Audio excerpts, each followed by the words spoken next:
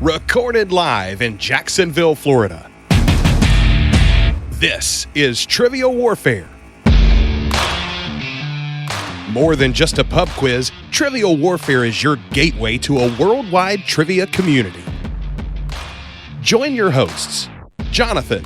We just described Ric Flair as Neanderthal Man and Planet of the Apes. Carmela. That would irritate the hell out. I'm like, I just want my groceries. My ice cream is melting. Ben. 4 halogens in that list. Oh my God. You're like, it's not the halogens. I'm like, no, Ben, no. Those damn halogens got me again. Aaron. I haven't started cooking more, but I have started thinking about cooking more, so I've looked at a lot of recipes for things. Mostly cocktails. Zakia. I'm a very happy evil genius. Yeah. And Nick. For all the listeners out there, if you spend enough money, you can be where I am today. And the rest of the Trivial Warfare Army for another week of fun and games. Now here's your host, Jonathan Oakes.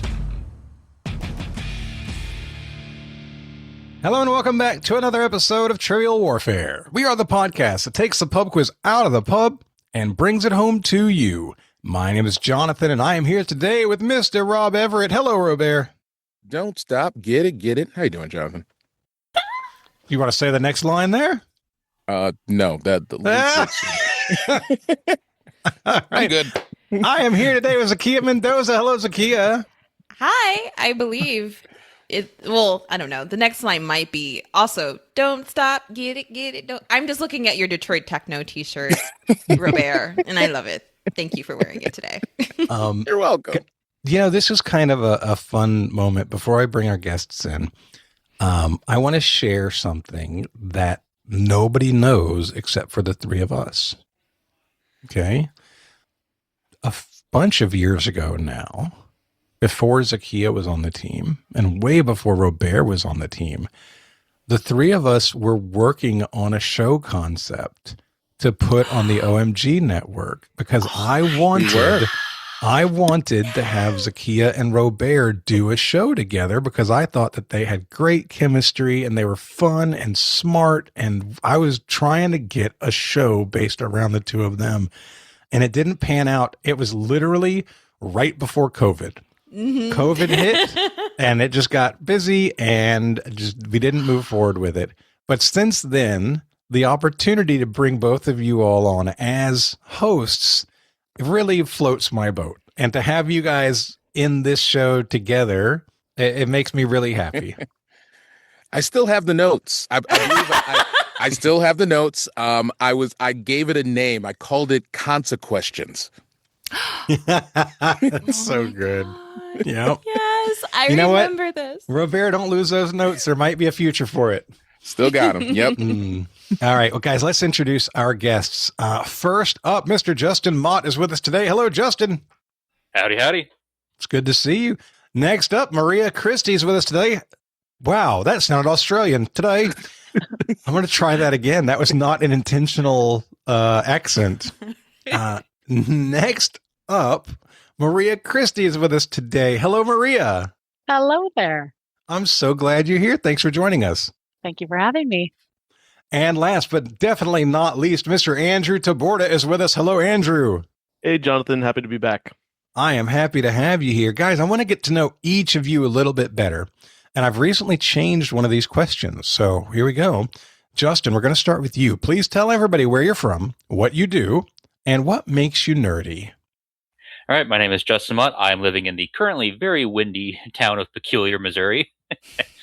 I am a property risk consultant for an insurance company. And what makes me nerdy is that I really love fire and fire protection. That is my education. That is my job. I love watching things burn. I love burning things out. All the in-between stuff. I mean, I can list off half a dozen NFPA codes just off the top of my head. That is what I'm truly nerdy about. What is the biggest fire that you have ever witnessed? that I've witnessed. Yeah, I'm trying to get a sense for scale on what you've seen. Well, back in my college days, I was a volunteer firefighter, so I went out in a brush truck and was fighting a couple dozen acre fire that we were right up in there. Yep. Yeah. Attacked from the That's black huge. and whatnot. Nearly got stuck in a ditch. So, yeah.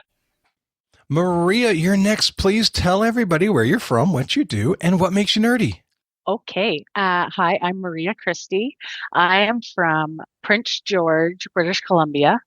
I am a registered nurse, and I feel like this question put me into a tizzy, harder than the tell me something interesting about you question. But anyway, I think probably the nerdiest thing about me is during the pandemic, we really got into like specialty coffee.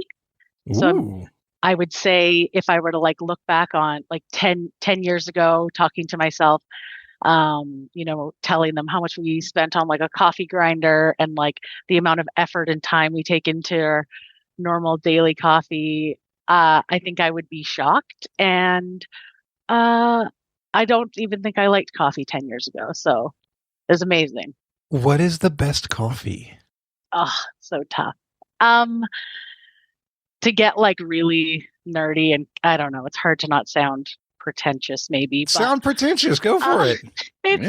I would say I love Ethiopian, and then Ethiopian does mostly Arabica beans, which is kind of like most people's typical favorite coffee. But I really like kind of like single origin, fourth wave Ethiopian, which is usually kind of like citrusy, kind of bitter, like the things that you might not think about with coffee. You typically think like chocolatey, nutty, that sort of, but it's almost the opposite. It's turned the opposite way. My mom hates it. She's very like traditional coffee lover, the Tim Hortons of the Canadian in us. So yeah, you know what? It sounds like coffee is becoming more like wine, the way you're describing it, where it's like there's notes of chestnut in my coffee. Yeah. Whereas I'm like, that coffee tastes like crap, or that coffee tastes good, and that is the best distinction I can make. I can't taste anything like that. Yeah, I hear you. It took a while. I'm impressed by to it. get there. Yeah. Well, Maria, I am glad you are here. And by the way, I do have another question. Does your town have to change names every time the royal lineage changes? You're Prince George right now, but Prince George wasn't around 5 years ago. So what's up? He's 12, by the way. Oh, crap. He's 12. Oh, no. I looked it up because I was like, this is going to come up because, it's the joke. It was a big thing. No relation to William. But when he was born, I'll make this quick. I live in a lumber town and like a mill town, and we have a mascot, and he's like a little wooden figure. And so they all posted photos on Facebook of people like William holding this bundle of joy, but it's actually like the statue from our town, logo, like the mascot. It's so silly. I love it. Yeah, it was awesome. I love it. All right, Maria, thanks for joining us today. Andrew, please tell everybody where you're from, what you do, and what makes you nerdy. All right. I'm from the Seattle area, originally from Connecticut, though. I'm a sales rep in the med tech industry. And it's funny, I've heard you ask this question for a couple of episodes now. I think I could argue that the nerdiest thing about me is I've been listening to this podcast for years and years and years, and a very proud Patreon member as well. Usually I tell people I listen to this trivia podcast all the time, and they're like, oh, okay. And I think that's just a way of saying, oh, you're pretty nerdy then. I think that is 100% valid answer. And frankly, I take pride in that. Yes. If we're the nerdiest thing that people engage in, I think we're pretty high on the scale of what makes a person nerdy. And I love it. I'm very proud. But to actually answer the question, let's say something outside of this podcast. I love Legos. I've been loving escape rooms recently, and I'm a big board game player as well. Hell yeah. I love all that. That's fantastic. And you had baby Grogu in his container in the picture for today's episode that we posted on Facebook. Here, just arm's reach. I have a couple bookcases full of Legos. I had a lot on the wall at first, but we bought bookcases a couple months ago, and I'm already running out of space. I've got the T-Rex from Jurassic Park in my garage because I don't have space to put it here anywhere. Ooh. I got the new Artemis one, the Artemis, the rocket. That's really, really cool. Oh, how many pieces is that? I want to say it was 1,600. Okay, so it's not like a 10,000 one. It's not like the adult ones. No, it's not. It was very easy, I would say, but it was a really fun build, and it has a crank, so it kind of looks like it's taken off. They did a really, really good job with it. Oh, I'm gonna get that for Sebastian. He's gonna love that. And I've been loving the art ones as well. I have Starry Night. I have Sunflowers. Yes, those are so cool. I love like the pot of flowers one. Yep. Yeah, they're getting really neat. Yeah, they've done some great jobs. Oh, Andrew, it's great to have you here. Thanks for joining us today. Guys, we are going to get started right now with Warm It Up, Chris. It's time to warm it up on Trivial Warfare today. And there's only one person who can warm it up for the TWA, and that's Chris. And sometimes Jonathan. All right, and as your host today, I am going to host Warm It Up, Chris. So this question comes to us from Dan Babuska. Thank you, Dan. Dan. Thanks, Dan. Aw, we love you, Thanks, Dan. All right, we still have Justin. We're good. Dan has given me a list of song clues with lyrics involved. Here. He's still here, but he's about 10-second delay, it sounds like. He's given me a set of clues that include details about songs and sometimes song lyrics. What I want you to do is identify the make and or model of the car referenced in the songs.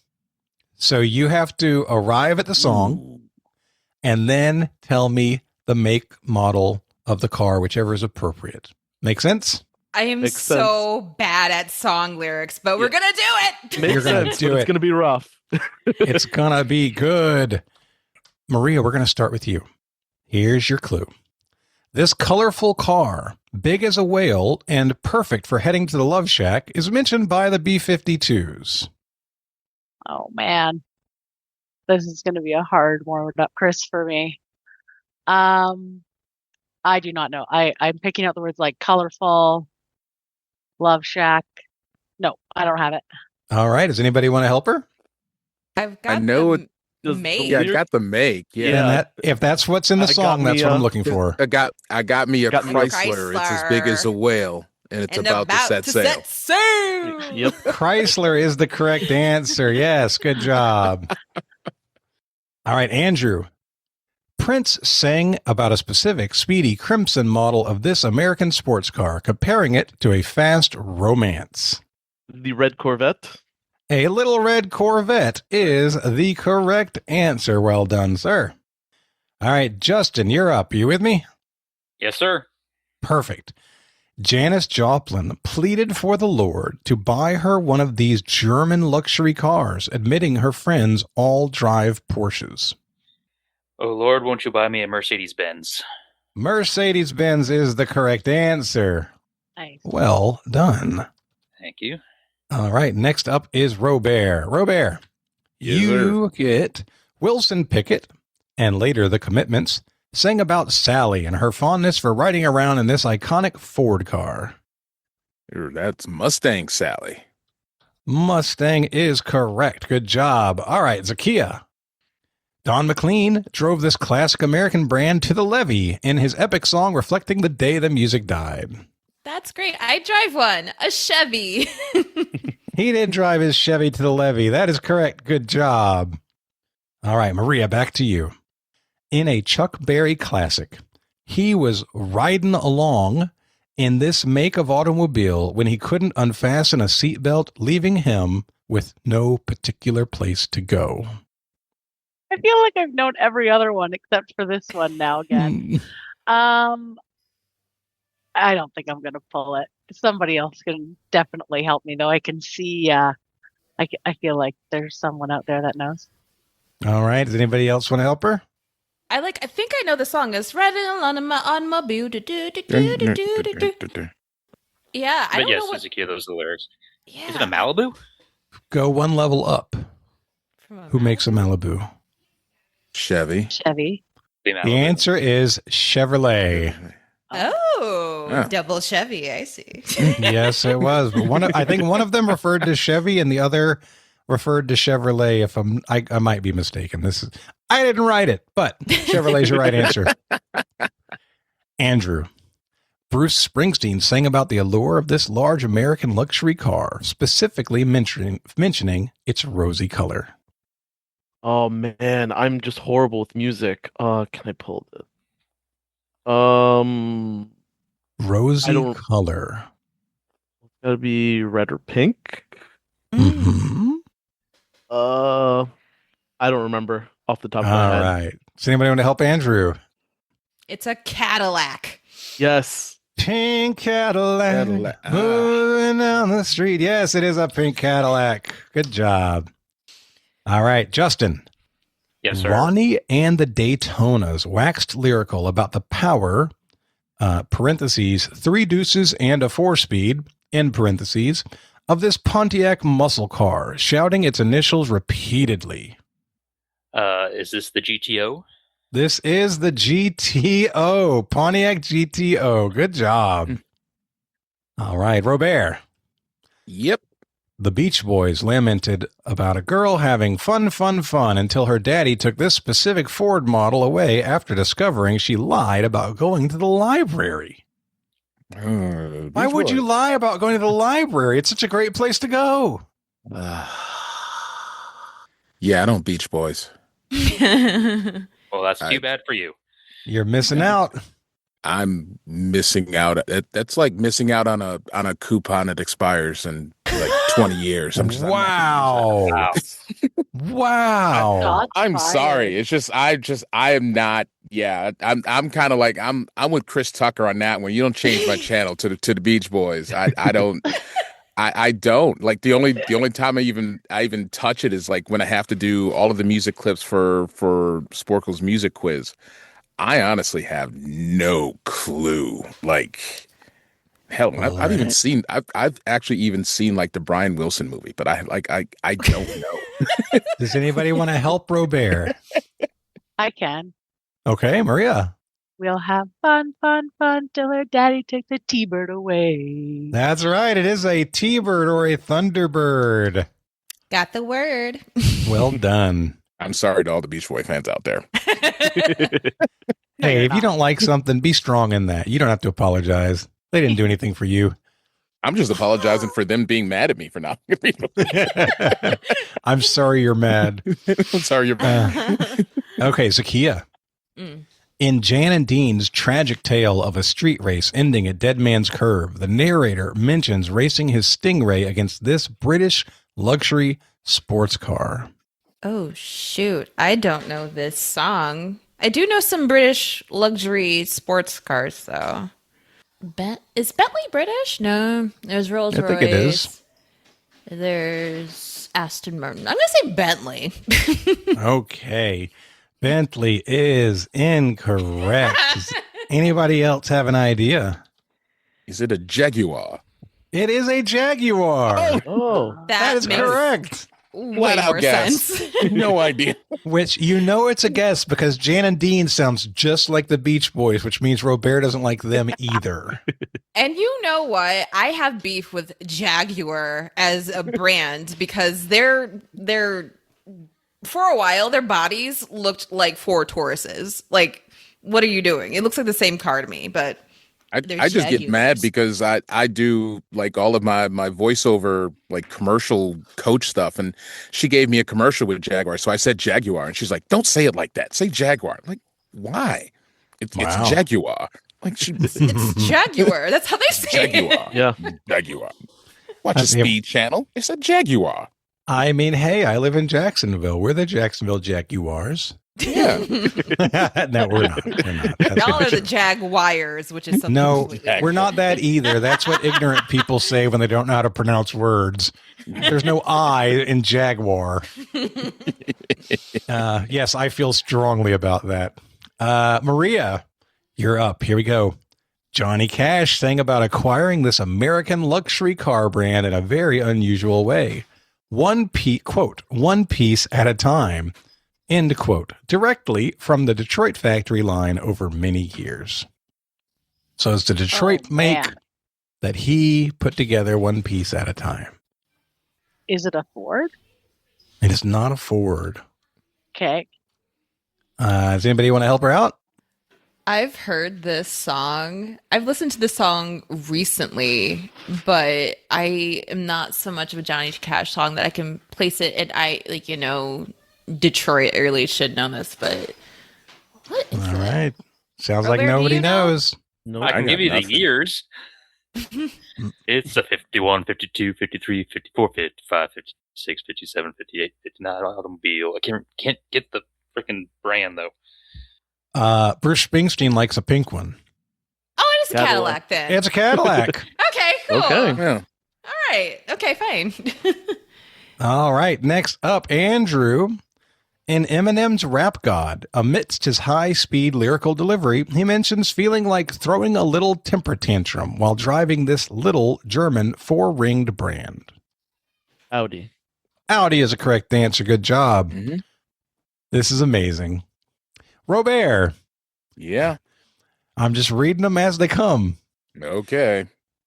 The Beach Boys describe a drag race where a fuel-injected Stingray was pitted against a super stock version of this Mopar brand in the song Shut Down. Well, Mopar's Dodge. That's right. It is Dodge. You have It's it. just That's Dodge. the right Okay. Good answer. job.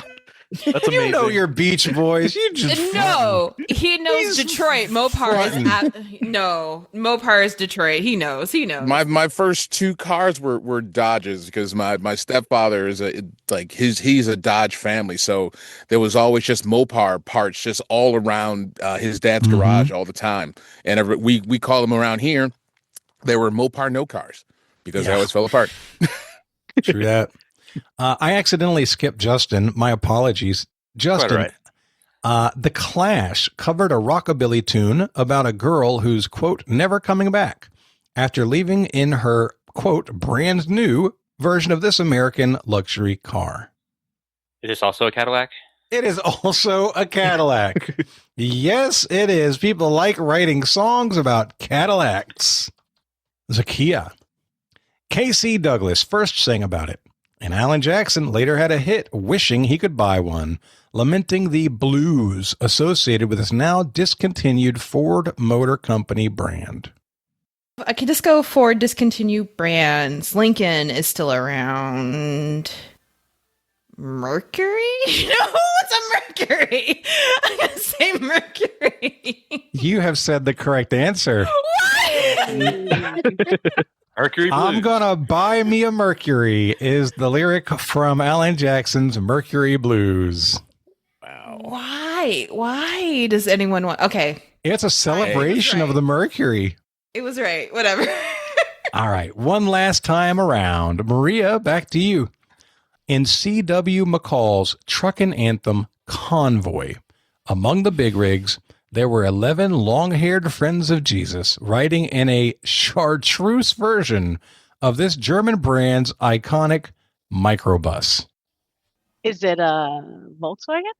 It is a Volkswagen. You got it. Nice.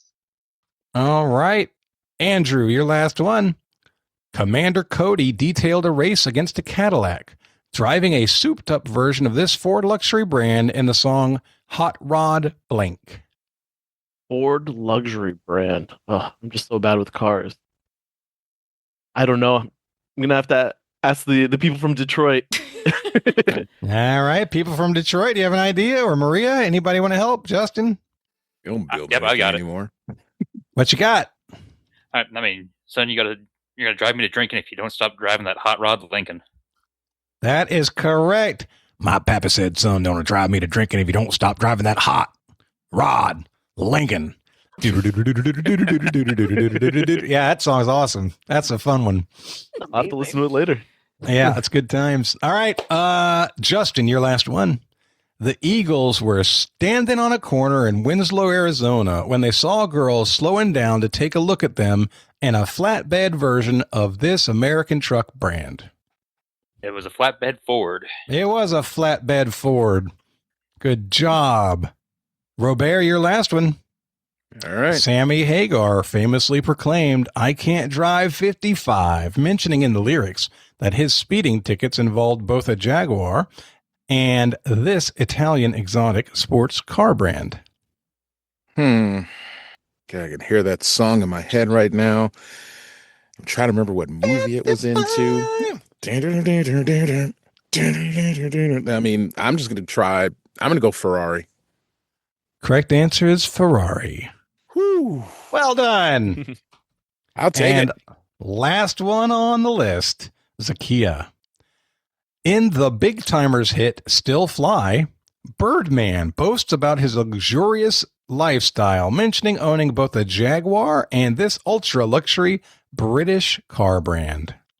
This is a Bentley. It is a Bentley. What goes around comes around. All right, that is your warm it up question of the day. Good job, everybody. Thank you. Thank you. And thanks again to Dan Babuska. Dan obviously put a lot of effort into that, and that was quite enjoyable. Thank you, Dan. Guys, this is going to be episode number 580.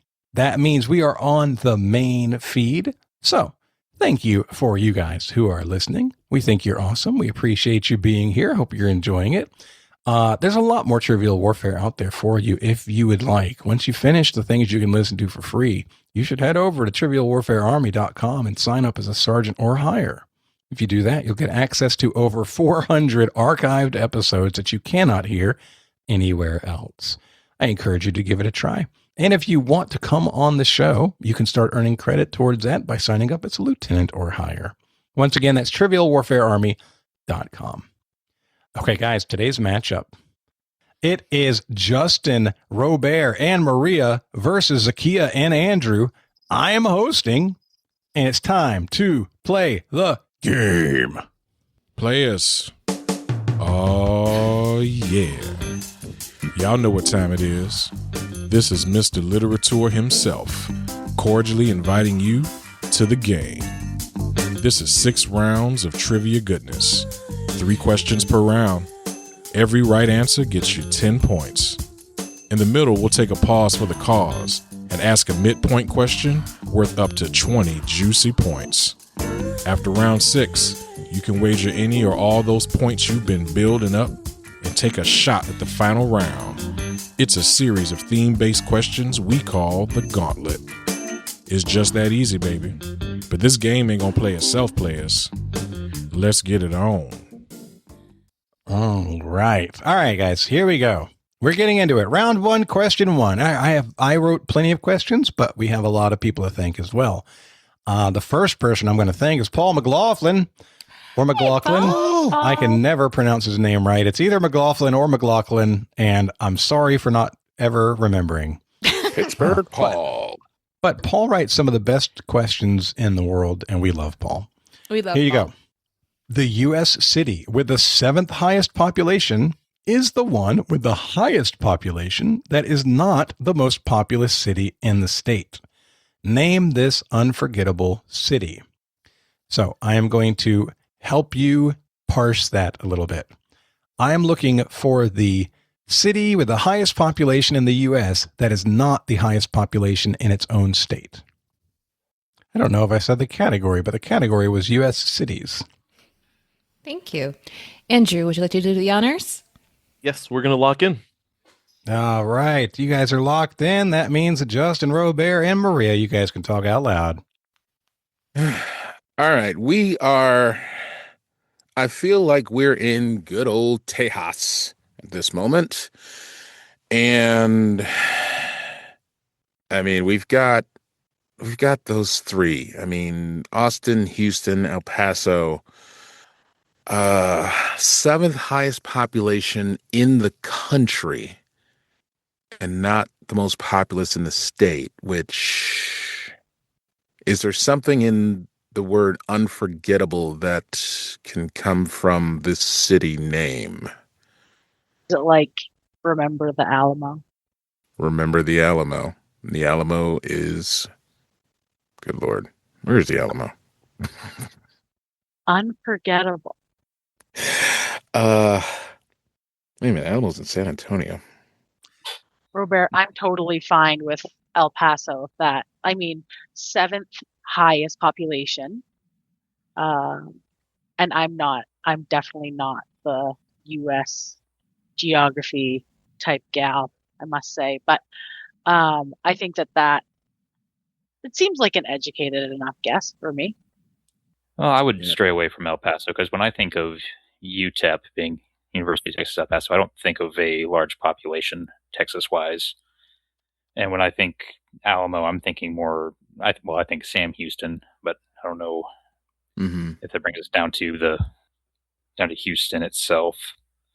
Yeah, I am not much of a geography person, so I mean, part of me, I keep going back to that unforgettable part, which is making me think of, the remember the Alamo, which takes me to San Antonio. So, 20 seconds. I'll put my vote for San Antonio. Let's do it. San Antonio All right. sounds great. We're gonna lock in. Okay, you've locked in with San Antonio. Zakia and Andrew, tell us what you guys are thinking. Andrew, This is how all do you Zakia. She came up with she picked up on something really quickly. Yeah. Well, first things first, I'm like, I think this is a city in Texas, and my knee jerk was San Antonio because Dane's family is originally from San Antonio, and I remember it being a very large city with an itty bitty airport. And then I'm looking at the clue again, an unforgettable city. Remember the Alamo? It's absolutely in San Antonio, so we locked in San Antonio. Unforgettable. That's what you are. Your correct answer is San Antonio, Texas.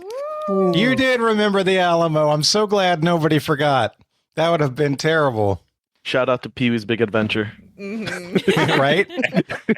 And you never know, because I didn't specify. Well, Paul didn't specify. He didn't say metro area or not metro area, right? I'm sure there are bigger ones if you include the metro area. But in terms of people in the city, apparently it's number 7. So huge, bigger than Dallas. Yeah. All right. Good start. Let's go on to round 1, question 2. Your second question comes to us from Paul McLaughlin again. Thank you, Paul, again. Thanks, Paul. Thank you. Thanks, And Paul. your category is this. And. That sounds like a Paul category. It's actually a Jonathan category. Jonathan wrote most of the categories. Your category is and. Here we go. If a child wants to be a Girl Scout and there isn't a troop available in their area, they can opt to be a solo scout and do the activities on their own. By what Shakespearean name are these scouts known as? I should have Sherlocked this. I thought you should have too. All right, we're locking in for real. Yep. All right, Zakia and Andrew have locked in. Maria, Robert, and Justin, you guys can talk out loud. I haven't the slightest idea. Like, she can go and sell her own damn cookies? Is it and okay, so Girl Scouts in particular. So Mhm. it seems interesting that they would only talk about Girl Scouts. So is it a Shakespearean woman's name? Or is it just like Shakespearean in the time? I think That was the route I was going. the thing I'm writing on is with the category and the Shakespearean name, because he said and with a Shakespearean name, I'm thinking they're Juliets because I'm thinking the boys are Romeos. Oh yeah, I like that.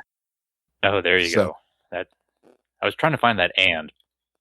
Is there any other Shakespearean play that you can think of that has an and in it? I feel like Juliet is the best one. I can't really even think of any other one. I'm sure. Rosencrantz and Guildenstern. Sounds Yeah, like but a they're dead. mouthful for a Girl Scout. Yeah. I am the lone Guildenstern. Yeah, I've got nothing. So I based on just the category in that, I'm thinking Juliet. So unless there's anything else, then Go for it. okay. We're gonna lock in with Juliet. Okay, you've locked in with Juliet. Andrew and Zakia, what are you guys thinking?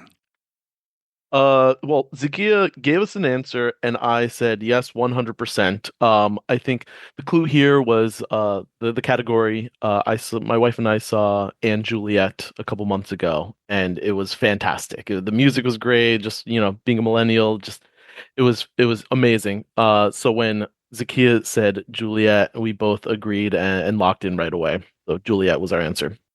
Zakia was also a Girl Scout growing up. So the Juliet name, I think, comes from Juliet Lowe, who is the founder of the Girl Scouts. So yeah, Juliet. Yeah, you guys caught on to my category. One of the shows that I'm very much looking forward to seeing in the not too distant future is And Juliet. Your correct answer is Juliet or Juliet's. Hey. It's very good. When you get around to seeing it, I think you'll love it. I'm very excited to have a chance. Zakia, wasn't it just here at the Fisher? It might have been. Or because I saw advertisements for it. So because my wife works in the building, so I always end up walking in there, and I swore I saw that it was here or was going to be here. Yeah. Well, why haven't you invited me to a show, Robert? Jeez. Because you're freaking 1,252 and a half miles away. Can't forget that. But the Fisher is worth it. The Fisher is beautiful and amazing. It is. Well done. Anyway, y'all did great. That was really well done. I'm glad you picked up on it. We saw Anne Juliet and Six last year, and fantastic, both of them. Love it. What did we see recently? We saw, Moulin Rouge was the last show I saw, which is a lot of fun. Very fun show. Okay, round one, question 3. Your category is literature. Literature. And this question comes to us from David Abalafia. Thank you, David. And he's in the chat right now. He's watching on the live stream, so he can see it play out. Thanks, David. Sorry, I said your name wrong like 2 weeks ago. Here we go. Queen Jadis, an enchantress, is one of the title characters in what classic 1950 fantasy novel? Another title character has a, quote, pleasant, familiar smell of mothballs and fur, end quote. Okay, we're locked in. All right. Robert, Maria, and Justin, you have 1 minute and 20 seconds left. You can talk out loud. Well, when I heard Jadis, I went, that almost sounds like Jareth from The Labyrinth. And then that wouldn't have worked. Well, definitely rang some sort of bell. Yeah, I've got absolute. I'm even just trying to think of 50s fantasy novels, and I got nothing. Like, I almost feel like if I at least had an author, I at least could have throw some darts at it. But 30 seconds. I mean, at this point, I kind of feel like just sticking with what we got in the chat. Yeah, I mean, it'd be like the title character being Queen Jadis is interesting. Yeah. And I mean, I don't think I'm pulling this at all. Yeah. What we have in the chat is the never-ending story that Justin suggested, which honestly isn't bad, especially with the familiar. Time is smell of up, moth. guys. Time is up. I need an answer. I'm sorry to interrupt. That's okay. I think we just go with never-ending story. I would Yeah. say. We are locking in with the never-ending story. Okay. Yeah, I think one of the hardest things about hosting is not being able to help people. It's like, I bet if I could just give them this one tiny little thing, it would change everything for them. But I'm not allowed to, and that feels bad. Okay, Zakia and Andrew, what were you thinking? Go ahead, Zakia. So this was an effort. So Queen Jadis is clearly a lady, and fur and mothballs. I was thinking this is some sort of furry animal. So a lady and animal, the lion, the witch, and the wardrobe. And I'm like, oh wait, that's two title characters, and like the wardrobe is not a person. But and then Andrew had a very funny little I had a little autocorrect because we were saying the Chronicles of Narnia and then Chronicles of Naranja, which is what my phone decided to change it to. which it will be called that in our household until the end of time. The Chronicles of Naranja. Which is Spanish for orange for you folks who don't have it. So you've locked in with the Lion, the Witch, and the Wardrobe. Yes. Correct. Yeah, one of the title characters has a pleasant, familiar smell of mothballs and fur. There were fur coats hanging up in the wardrobe that they had to pass through to get to Narnia. The correct answer is the Lion, the Witch, and the Wardrobe. And the thing that I just wanted to help you guys with, I just wanted to point out as like, what's another word for an enchantress? If you guys would just say witch, it was going to lock itself in quickly. But you weren't paying attention to that part of the question. And I was like, oh, darn. Yep. All right. That was still a really well done question there. At the end of the first round, Zakiya and Andrew are in the lead 30-20. At the end of the first round, the score is 30-20. Zakiya and Andrew are in the lead, and we're moving into round 2. Question 1. Your category is theater. Theater. This was written by yours truly. Grover's Corners is the setting of what play by 3-time Pulitzer Prize winner Thornton Wilder? The play begins as a slice-of-life view of the early 1900s rural U.S. and ends with multiple characters commenting on life and death from the afterlife. You guys have a minute left. Jonathan, we will lock in.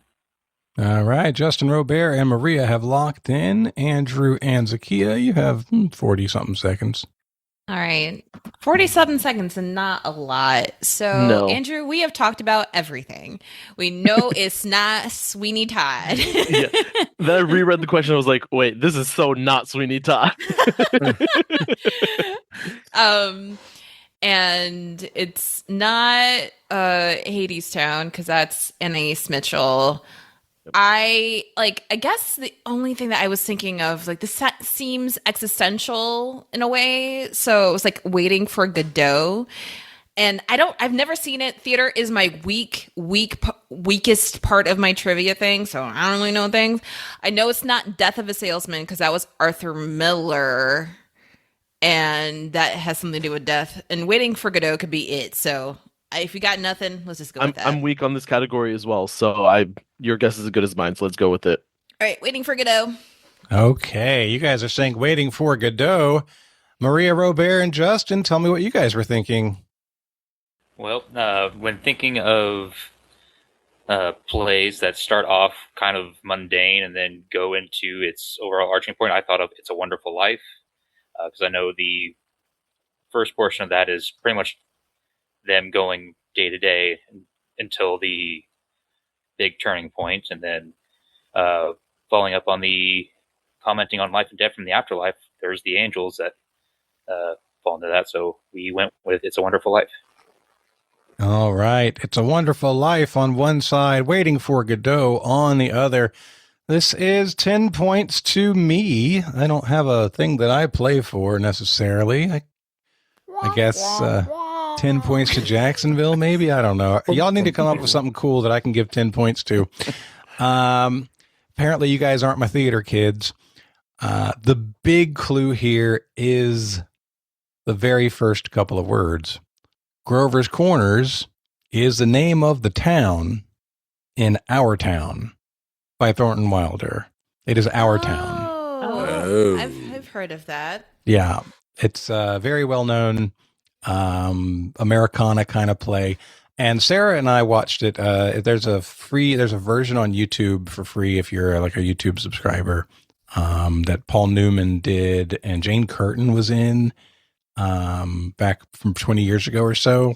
We watched that the other day and I didn't know what to expect. I just knew about it from trivia. And the last 30 minutes or so are literally dead characters sitting in chairs representing their tombstones, and they're pretty much stuck next to each other for all eternity in this graveyard together, commenting on how they just need to stop paying attention to the world because the world is full of this unnecessary mumbo jumbo, and their thoughts are bigger and they're more like out there, more focused. It was a wild ending for what was a very mundane start to a play. Wow. Okay. Yeah. But it was good. I mean, it was pretty good. Not great, but it's worth a watch. But all right, let's get back on track. Round 2, question 2. Your category is close enough for government work. This is brought to us by, not me. It says me. That's not true. I am 90% sure that this was brought to us. It was either David Abelafia or Bryson McCain. I apologize. Whichever one of you needs it more, it must have been you. Thank you regardless. I truly want to give credit where credit is due, but it has my stupid name on it because what happened is I moved it. I moved a question down and moved this one up and forgot to do the person with it. My fault. Okay, here we go. Oh, it was David Abelafia. Thank you, David. He's claimed it. Thanks, David. Thanks, David. Your question. Now an umbrella term covering almost all imagined ills of bureaucracy. What two-word expression originated in the early 16th century, referred to something used to bind the most important administrative dossiers that required immediate discussion by the Council of State? All right, Jonathan, I believe we are locked in. All right, Zakia and Andrew have locked in. Robert, Maria, and Justin, you can talk out loud. So, I mean, obviously we're talking about red tape, and yeah, I think, red is, very important color to the government. And I think red tape is, think about that. It is something that is covering a bunch of ills of bureaucracy because nothing gets done because you have to work through red tape, and nobody explains what the red tape is. It's just red tape. As a former government wage slave, yes, red is a very important color, and the tape gets in the way. Mm-hmm. I like it. Let's do it. We'll lock in with red tape. All right, you guys have locked in with red tape. Zakia and Andrew, tell me what you guys were thinking about. Go ahead, Zakia. It really got dark in here all of a sudden. Sorry. Did you unleash your powers, Mendoza? Ooh. Made everything dark around you? He needed the mood lighting. Ooh. This is trivial warfare. Turn the lights down. Well, that's kind of dark considering that after the last question, Andrew has fully put the Sweeney Todd theme song in my head. So swing your razor high, Sweeney. And if you swing your razor high enough and hit bureaucracy, you're absolutely going to get some red tape, because that's what I was thinking. It's a Pavlov for it too. And red, blood, Sweeney, revenge. Let's just go with it when we said red tape. Yep. You guys said red tape. The other team said red tape. The correct answer, unfortunately, is... Just kidding. Red tape. Red tape is the right answer. Good job. Thank you for that, David. Okay, round 2, question 3. Your category is televisiones. Television. TV. Very well done. Robert Guillaume played the same title character on the hit sitcom Benson and its parent series, Soap. What was Benson's last name? One that fittingly shared its origins with the same part of the world as Robert Guillaume's surname. We're going to lock in. All right. Robert, Justin, and Maria have locked in. Andrew and Zakia, you can talk out loud. Ooh, girl. Okay. Andrew, I love your last answer. You like that? Yeah, I like that a lot. You know what? I would like it too if Jonathan didn't immediately mock it. So. Oh, I'm not mocking it. I'm enjoying it. Oh my God. Okay. So, Andrew, I don't know if you feel this way, but I did not watch the show Benson or the other one, and I thought Benson was his last name, so oops. But we've sussed out that Guillaume is a French surname, so we're just going back and forth and naming French ones, and I shout out Baudry and Rousseau, and you put out de Gaulle, which I Bonaparte. Bonaparte, Mitterrand, not Sarkozy because that's Hungarian. Macron. Who else? Montan? No, that's an actor. It's a French actor. Depardieu. These are all French surnames, but not the one. So my only thing was the same part of the world. It's not saying it's like a person. Is it like a region? You got 30 seconds left. Like a Champagne? Is there like a Bordeaux? Or Guillaume, like I don't think there's a Guillaume region of France. So yeah. Let's I don't know. Benson Boudreaux. Okay. Need an answer. Boudreaux. We're saying Boudreaux. Lock it in. Boudreaux. I know Mr. Boudreaux. Yeah. Boudreaux I'm spelling that Boudreaux. I gave you a very Cajun pronunciation of something that's not spelled that way. Fair enough. Okay. You guys said Boudreaux. Robert, Maria, Justin, what are you guys thinking? So I did watch Benson, and it was the spinoff of the other show, which was Soap, and it took me a minute to kind of get to it. But his last, because the funny thing was that I thought his last name was Benson because it was just always Benson, but his last name, his full name is Benson Dubois. Of wood. Yeah. Or Du Bois if you want to go WEB. Oh. Oh my god. Your correct answer is Dubois. That is correct. Good job. Nice Great job. Robert. Pays to be old. That was well done. And yeah, I think only in the Northeast do they pronounce it Du Bois. Most places it is Dubois. That is correct. Good job. All right. That's the end of the second round. It's a tie game. It is 40-40. We got one back. Love it. Okay. We're going into round 3. Question 1. Category is, what's that mean? Sorry if this is a bit of a fastball. We've all heard of an El Camino. It's the car, that's a truck, but it's still a car. Anyway, the Spanish El Camino translates to what 2-word phrase in English? And there are multiple translations that are very similar. If you're in that area, you're fine. Jonathan, can we lock in multiple answers? I'm going to say no to that.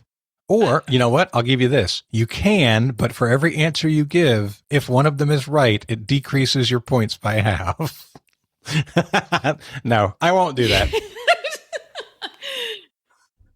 I can tell you before anybody locks in, if you pick up on a clue, it might take you to a specific right answer. There are other similar right answers because it's not a perfect translation. It can mean more than one thing. Yes. I think we're locking in. Yes. We're locked. Okay, you've locked in. Justin, Robert, Maria, talk out loud. All right. We were just saying, Justin just brought up the point that we're not sure if the 2-word phrase is one of the words in the 2-word phrase. So we're kind of going from there. I thought originally my mother-in-law walked the Camino Trail in Portugal and Spain a couple of years ago. And I always thought that it stood like it meant the walk, but now I'm kind of second guessing myself. And then rereading the question, I also kind of suggested maybe it's the change because it says that it's a car, that's a truck, but it is still a car in the question. So I need you guys to come up with your answer. Your time's up. I think I was good with like the trail or the walk. I concur. Because my only addition was the El Camino Real in California is the King's Way or King's Road. So trail or walk would suffice. All right. We'll just go with the trail. I like it. Okay. You've said the trail. Zakia and Andrew, what were you guys thinking? The week threw a couple things around. I originally said, okay, as a native Spanish speaker, I thought the trail, the road, something along those lines. We thought the way, and then which I really liked. And then Zakia had, I think, song-wise, I think she clued in on something. If you want to go into it a little bit, Zakia. I can. So sorry if this is a fastball, capital F. Fastball is a band that had a song called The Way.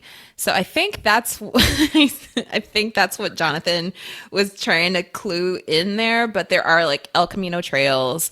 So like, Camino could be trail, but we ended up going with The Way specifically because of the translation and the fastball song. Where were they going without ever knowing the way? The way, the trail, the road, the path. These are all correct answers. Oof. Good job. Great job. It kept throwing me off because my dog's name is Camina.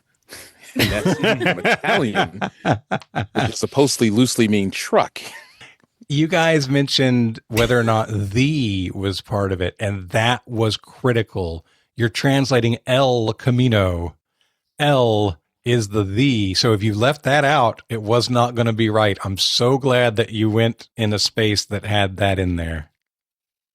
Okay. All right. Round 3. Question 2. This comes to us from Bryson McCain. Thank you, Bryson. Thanks, Thank you, Bryson. Thank you. Your category is Rock You Like a Hurricane. During the closing days, it's a little bit long, so bear with me, I will paste it. During the closing days of World War II, there was a brief but serious epidemic of pancreatitis among American GIs stationed on small islands in the South Pacific. The source of the outbreak was traced to an unusual animal source, and now, historically, remains the statistically least common cause of pancreatitis. And a trivia pearl that almost every medical student knows. What was the cause? All right, Jonathan, I believe you are locked in. Okay, you guys are locked in. Justin, Robert, Maria, you're free to talk. Well, we were just discussing how we almost sure locked with scorpions just based off of the category name. And then we couldn't think of any other better animal to come up with this source of illness. So I think we're all in concurrence on scorpions. Correct? Yeah. Although I do like my beaver fever answer. I think, you never know.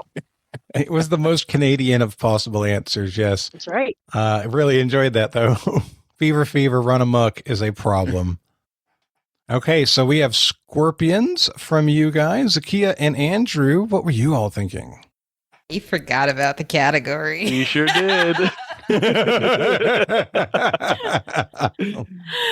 Because Rock You Like a Hurricane is absolutely a scorpion song, but Andrew clued in on something in there that I loved, so... Yeah, unfortunately, it probably is the wrong answer, but I thought just trivia pearl, throwing the pearl in there was interesting, and I thought, all right, well, oysters. Maybe they, people get it from, eating raw oysters. Like Zakia said, raw oysters get blamed for everything. So we ended up locking in with oysters or eating raw oysters. Okay, you guys said it's raw oysters versus scorpions. The correct answer is Scorpions. Yeah. It is the sting of a scorpion. Zakia and Andrew, you guys did the same thing I did when first approached with the question. So Bryson and I were literally talking about it yesterday, and the category he sent it with was "Don't Stand So Close to Me." And I looked at the question. I saw a trivia pearl. I'm like, so it's going to be oysters, right? And he's like, oh, no, maybe we should use a different category. How about rock you like a hurricane? I'm like, oh, it's a scorpion sting. Don't stand so close to me. Sting. Oh, that's what you were doing. Okay. There we go. Yeah. I would have been like, the police? Okay. Yeah, the police are the least statistically likely cause of pancreatitis. Yeah, for sure. Bravo gave me pancreatitis. God dang it. All right. Pancreatitis from the one time.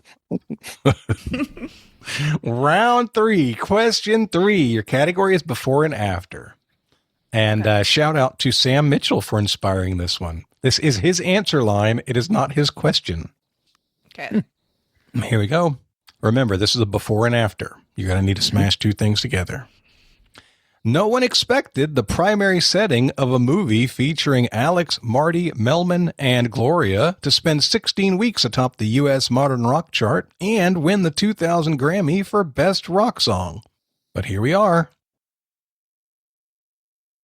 Okay, guys, time is up. I'm going to need answers. Oh.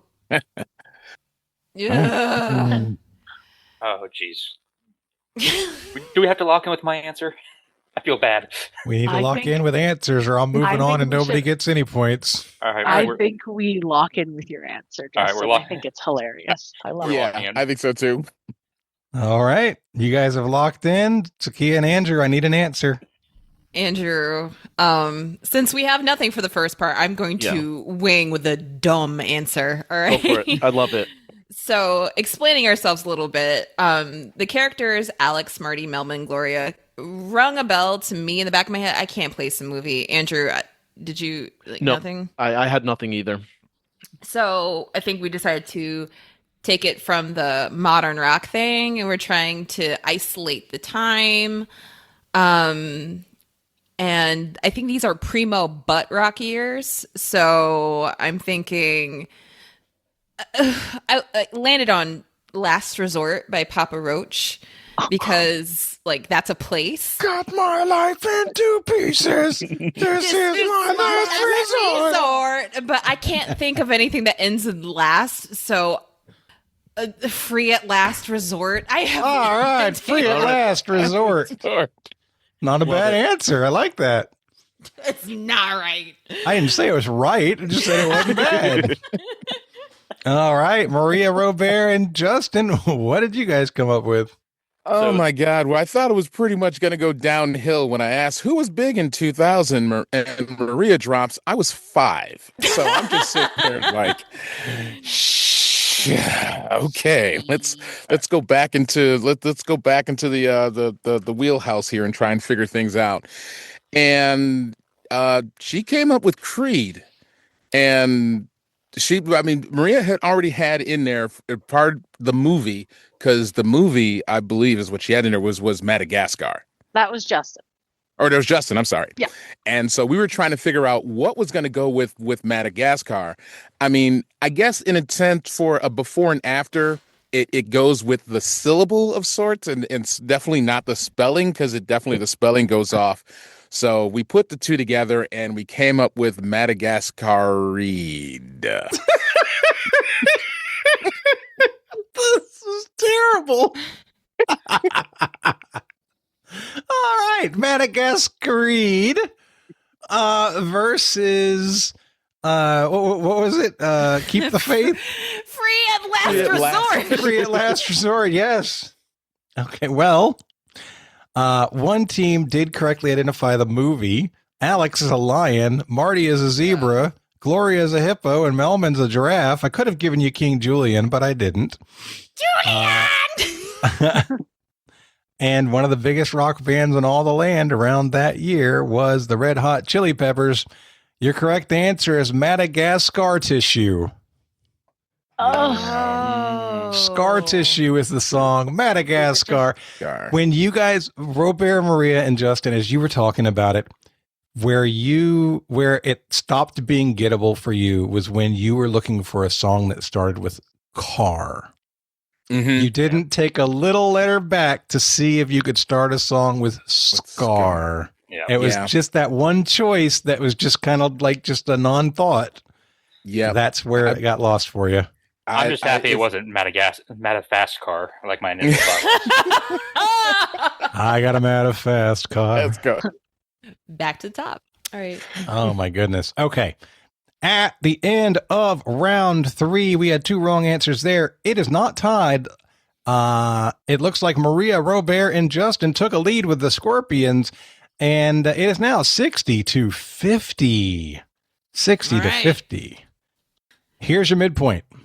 There are 5 correct answers here worth 4 points each. No matter what the score sheet says, it only wants to give me 4, but there are 5. In 2026, Finn Wolfhard became the 6th cast member of Stranger Things to host an episode of Saturday Night Live. I want you to name the other 5 that have hosted Saturday Night Live. All right. Then I believe we're locked in. Okay. Andrew and Zakia are locked in. Justin, Robert, and Maria, you can talk out loud. We have a couple that we think already. What about what's the guy's name? That's he plays Samwise, but he's also Winona Ryder. Sean Austin. Yeah. Yeah. Has he done it? He's kind of a minimal character, but I feel like he's famous otherwise. I would assume so, just due to such fame that he would have hosted SNL at one point or another. Right. I would think so. Because, I mean, it's basically just saying, cast members of Stranger Things doesn't necessarily mean that they haven't hosted in the past. It's just that he technically was a cast member. Yeah, okay. I like that. And yeah, it could have been at any point, and he's been famous for such a long time, too. Yeah. I have not watched Stranger Things, so I'm kind of pulling this out of thin air. Okay. What about I forget his name.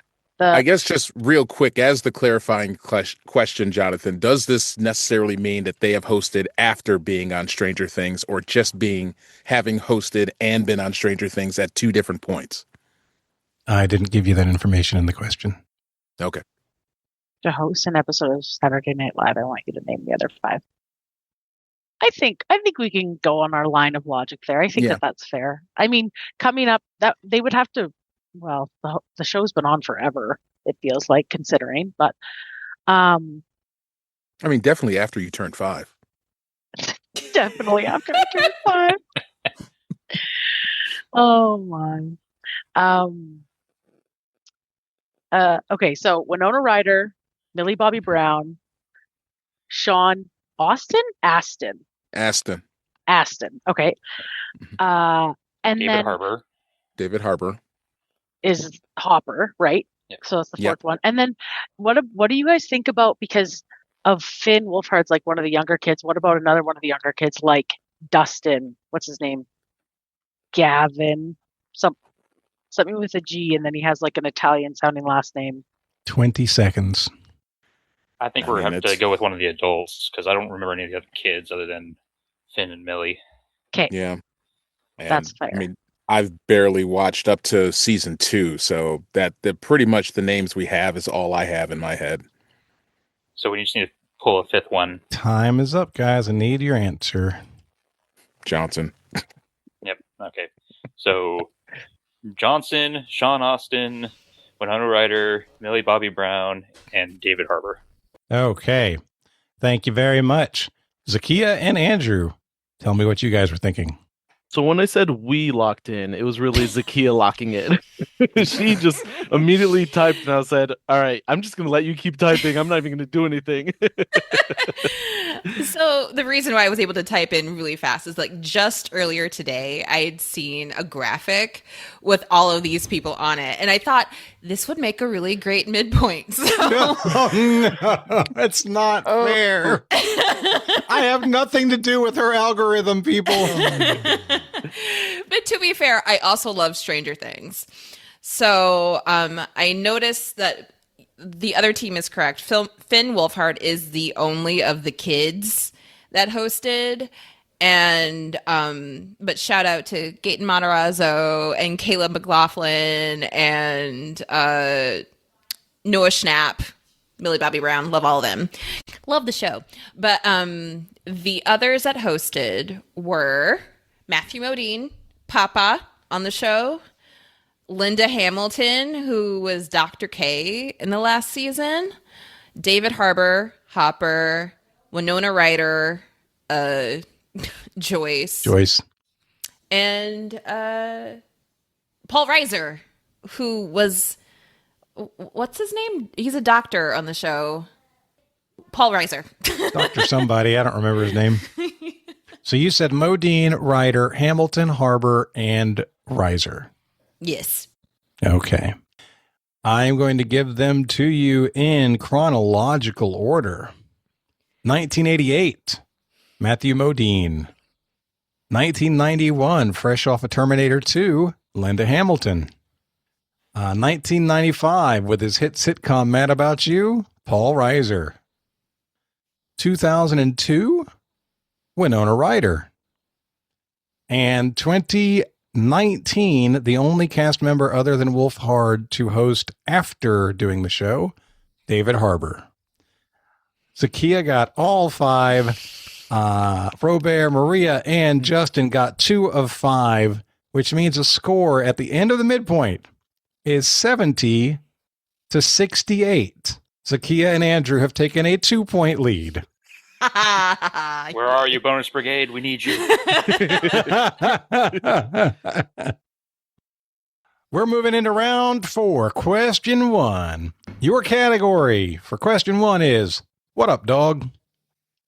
The Anatolian Shepherd originated thousands of years ago in the Anatolia region of what modern Mediterranean country?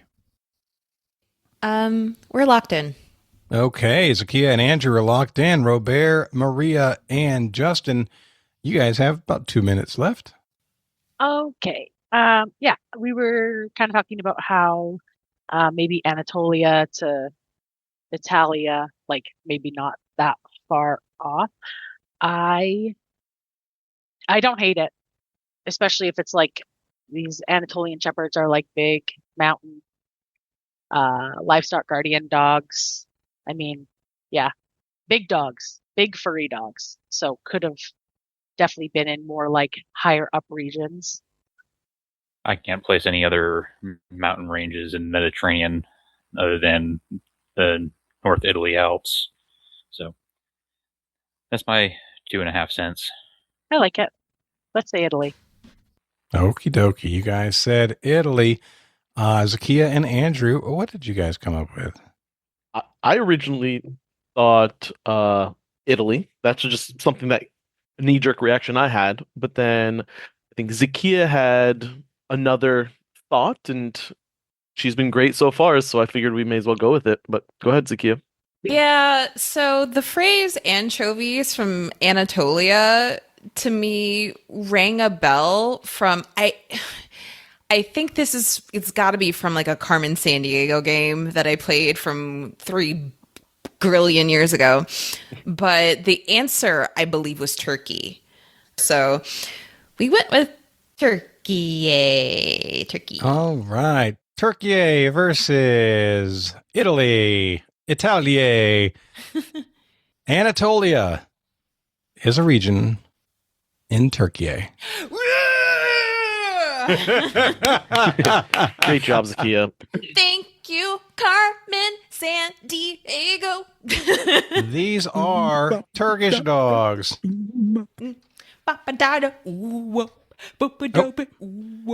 Nice.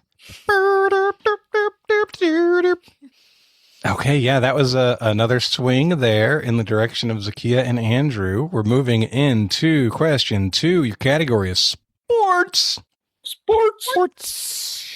Who is the only player to win an MVP award in both the NBA and the ABA, doing so with the New York Nets in the latter? He is 9th on the all-time scoring list with just over 30,000 points. All right, we're locked in. You are locked in. Zakia, Andrew, you have 20 seconds left. Oh, jeez. Yeah, we're just naming a bunch of players at this point, and Patrick Ewing is absolutely a Nick, but I'm trying to get down to someone who's at least. We can name all these people. I cannot come up with a Nick though, or sorry, a Net. A Net. Time is up. The only. You can talk about it more, but I need your answer now. The only Net I can think of is that guy, Jason something, and Jason Kidd. Jason Kidd, and he's from New Jersey, but and I think he played for the Nets. So let's go with it. Jason Kidd. Yep, lock in. All right, you guys have locked in Jason Kidd. Robert, Maria, and Justin, tell me what you guys are thinking. You mean just Robert? Just Robert. Well, if it were Jason Kidd, then that mean he would have had to have won the most valuable player in the ABA at like -3. Right. we said that originally. We're like, it's going to be old. Yeah. It's going to be old, but we couldn't think of anybody. I was all over the place. Like my first thought was like Gerwin, and I was thinking Chamberlain, and I was like, well, wait, Chamberlain wasn't a Net, and I wasn't even sure Gerwin was a Net, and then he wasn't. It just like right out it's just like then all of a sudden I was like, duh, I know who was like the Net and like Mr. Net. It's freaking Julius Erving. So we went with Julius Erving. I asked you guys who won the MVP in both the NBA and the ABA. I could have just asked you who was the best player in ABA history. The answer is Dr. J. Julius Erving. That is correct answer, Robert. Yes. Whoa. What, wasn't he a Sixer? Like in the NBA? In the NBA. The question specifically said in the ABA and the NBA and gave you the direction of which one to look at. The New York Nets in the latter. You also noticed that the NBA had the New Jersey Nets, never the New York Nets. Yes. Yeah, because the New York Nets are an ABA team. Got it. We missed that. It was mentioned in the chat. You mentioned it. You said 76ers. I'm like, oh, read the question again. I got to make a recommendation to you guys. There is a wonderful documentary on the ABA on Amazon Prime Video right now. It's called Soul Power. Highly, Sebastian and I are watching it. I'm going to recommend it. It's really good. Really good if you want to learn more about these names that you've heard before and you don't know much about why you know them or where they came from. It's full of it. Moses Malone was an ABA player. He went on to win multiple MVPs. George Gervin, obviously an ABA player. Rick Barry won an MVP in the NBA and then went over to the ABA and didn't win one. Anyway, really good documentary.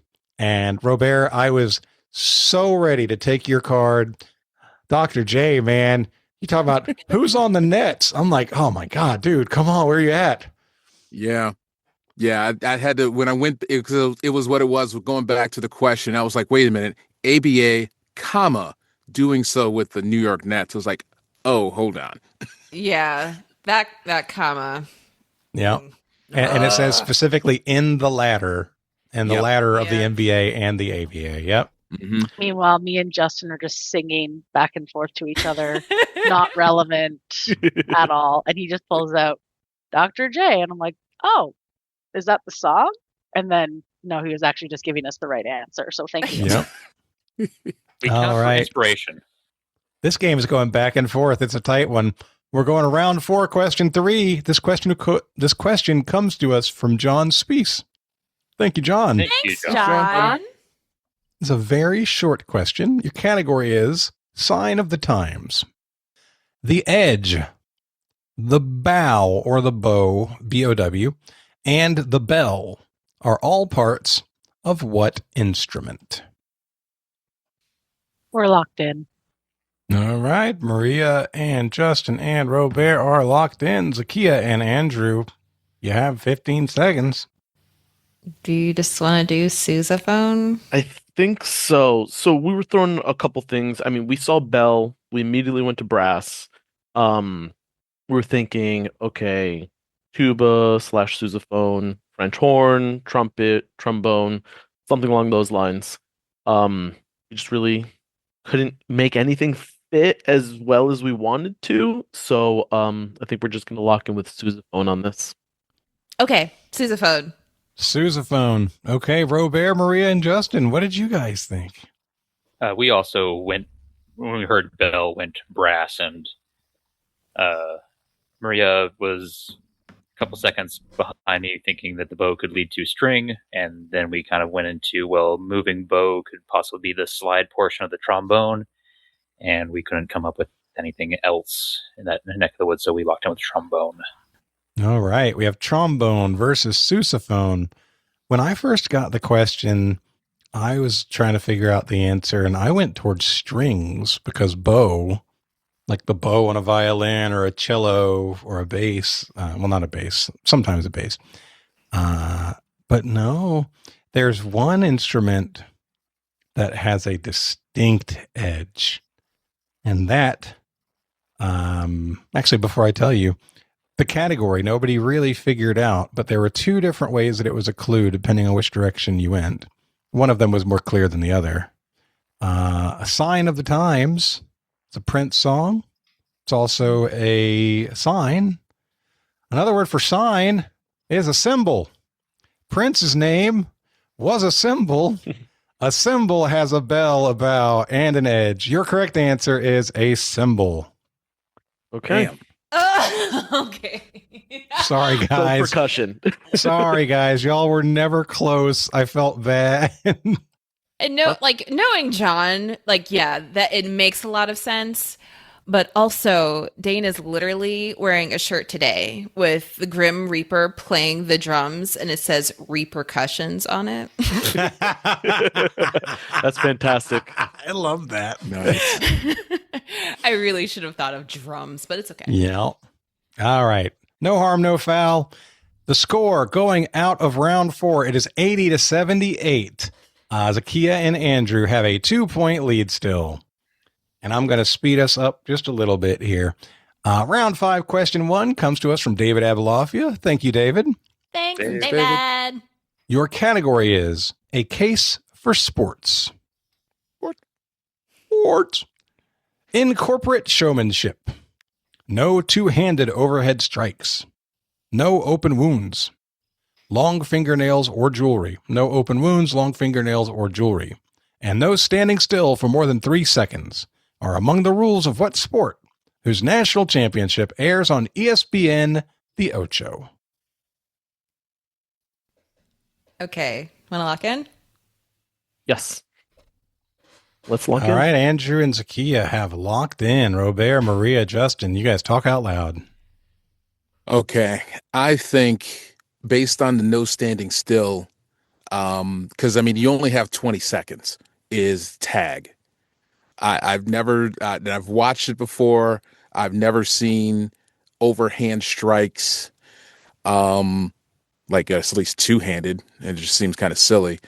And like open wounds with having to jump across bars and stuff like that. And long fingernails and jewelry. I guess it just makes sense with it. So I think it's tag. I like that. Yep, With concur. it being on the Ocho too, I feel like Yeah. they often have very random things on there. But yeah, I like that. Yeah. All right, we're gonna lock in with tag. Okay, you have tag. Would you like to specify a freeze tag or a different kind of tag? I'm just playing with you, dude. I'm just teasing. Sorry. Australian rules tag. Australian rules tag. Yeah. Okay, Zakiya and Andrew, you guys locked in very quickly. What were you thinking? Well, first we had a brief sidebar is like open wounds in any sport should be like universal. Ew, why are you playing with open wounds? Ick. But my first thought was pillow fighting. Because like none of this across the this because you wouldn't slap anyone with two hands in tag. And then the other things apply. And then the category, a case for sports, pillowcases. So, yeah. People just had their aha moment when you said that. I gave you a paste of the category in the question for a reason. It is, in fact, pillow fighting. Well done. Great job. Robert, look happier, please. For the record, I also threw out tag. And then Zakia was like, well, pillow fight, pillowcase. I was like, yep. Yeah. Great job. All right. Next question, round 5, question 2. This question comes to us from Bryson McCain. Thank you, Bryson. Thank you, Thanks, Bryson. Bryson. Your category. It's a twofer here. Science. Science. Or not quite as long lasting.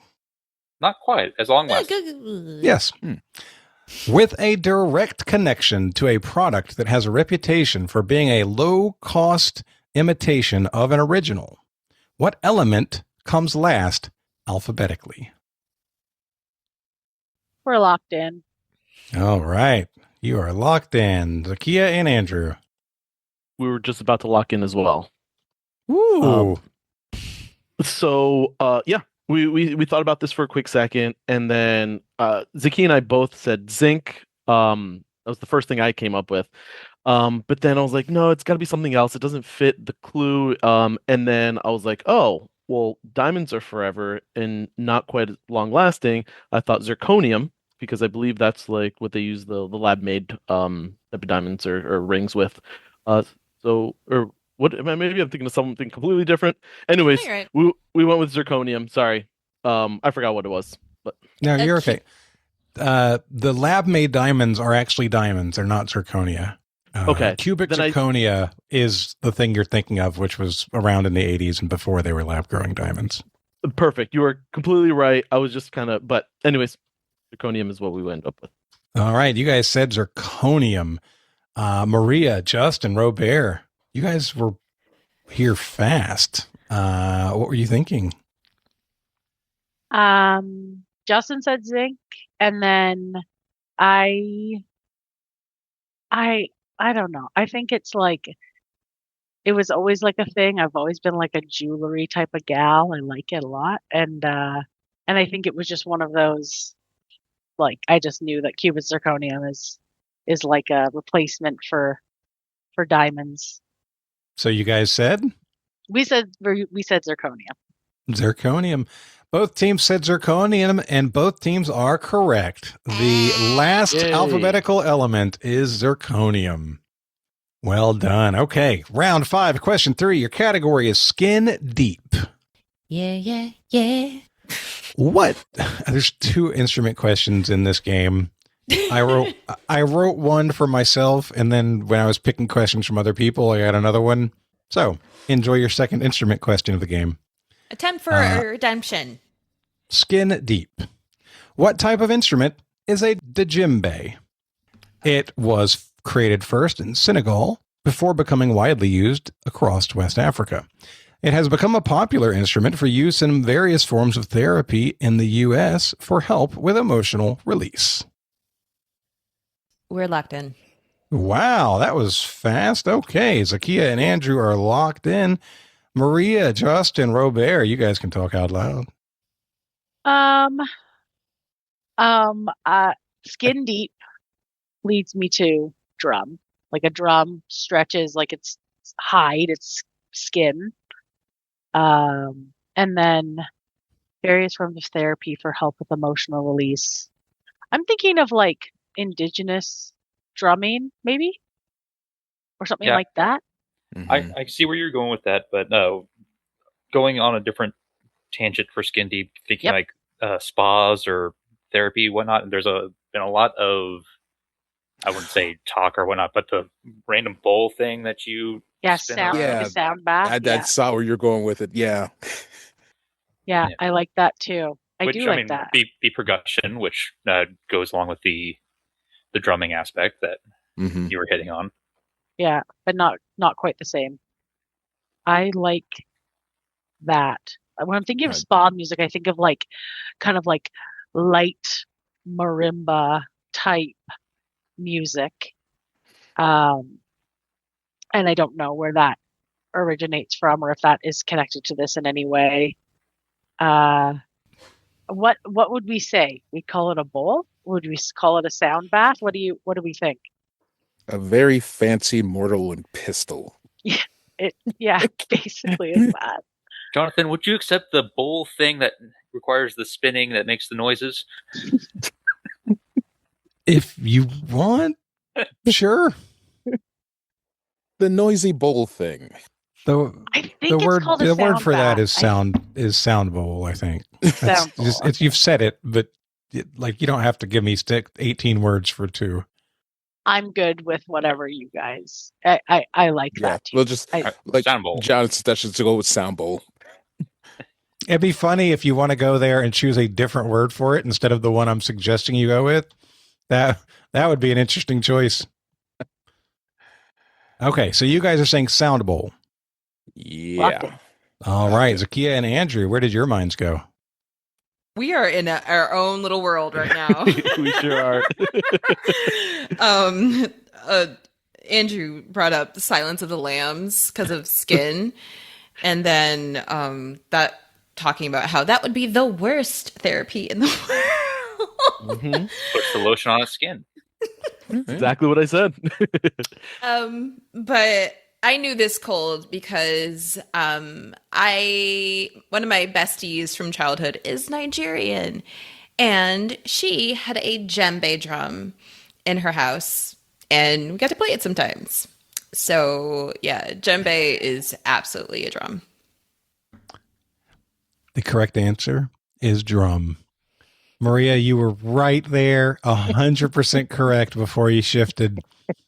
Yeah, I felt bad. I was like, "Oh no, they're going to sound bowl." Now, and it is appropriation of indigenous techniques. Absolutely, it's becoming more and more popular. Drum circles and that kind of things across the U.S. But this is a traditional West African instrument. It's a goblet-shaped drum. And see, I went game theory on it because then I was like, that's just silly. A cymbal question and a drum question? I told you somehow I ended up with two instrument questions. You had to know that implies that if there's a situation like this, that should not be a disqualifier. But the instruments shouldn't be less than 27 centimeters from each other. Damn, you put it in the same radius. You might accidentally hit one when you're aiming for the other. Right. Yeah. In the same kit. It's great. Bro, that's what happens when you write your part of the game and then you come behind it 2 days later to fill in with helpful parts. And you log it all in and you're like, yep, those were good. These are good. We're good. And then you're like, crap, I have 2 questions about things on a drum kit. Okay, well, it is what it is. I mean, hey, my set had 6 questions about Korea in it. So, yeah. To be fair, though, ain't nobody got a symbol on a djembe. Fair. Not related. Okay, guys, at the end of the 5th round, we have separation. This was a big round for Zakia and Andrew. They got all 3 correct. Score is now 110 to 88. Going into the final round, your first category is He's the Worst. And it's not Ross. That's the whole category. Your question. Hold on. We met Sherlock. Okay. Our Sherlock is locked in. All right. You guys have sure locked an answer in. All right. Here's the question. Excuse me. I'm starting to get yawny.